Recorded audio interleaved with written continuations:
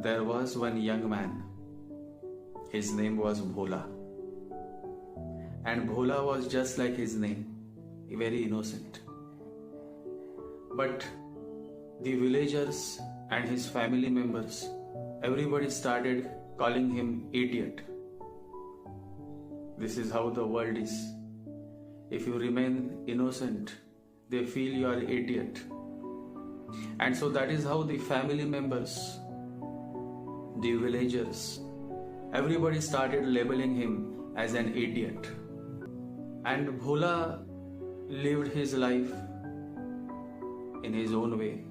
But he was upset that people call him an idiot. And it happens as people starts labeling you, you start feeling sad. Bhola also felt very sad. He tried a lot to come out of this, but there was no way out. One day, he came across a Sufi saint. And the Sufi saint laughed when Bhola told him his story. The Sufi saint said, "From now onwards, you do one thing. If anybody asks you, if anybody tells you, look how beautiful is this flower, you start asking them questions. What is so beautiful in this flower? There are so many flowers. Why this flower is so beautiful? If somebody says this book is so beautiful, then you ask them, what is so beautiful in this? It is just a plain love story. A boy falls in love with a girl and then they go through a lot of adventures. What is so great about it? So every time anybody says anything, you start asking them multiple questions. So Bhola said, I will, master.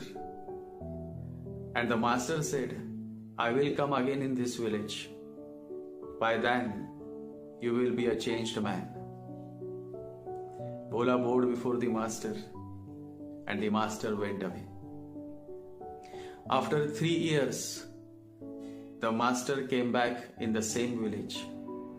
And the villagers came and said, Master, there is a man in our village, and we used to call him idiot, but now he has become the most knowledgeable person. The master said, I know who he is. I would like to meet him. And so the master was taken to Bhola, and they met in private, and Bhola touched the feet of the master and said, my whole life has changed.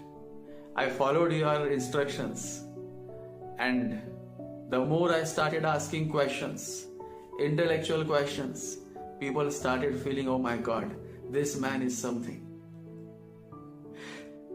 And everything has changed.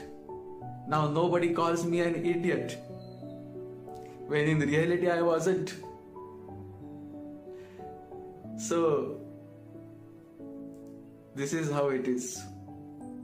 The more you keep asking questions, the more you show intellectualism, the more the world may start feeling that you are something. It is a strange world. So the reason I shared this story is because when the Rahu falls in Chitra, the person becomes highly intellectual. He keeps asking many questions. And obviously the world perceives him as somebody, some scholar. So Chitra Nakshatra and Rahu, it's a very deadly combination. And you find many intellectuals born with this placement.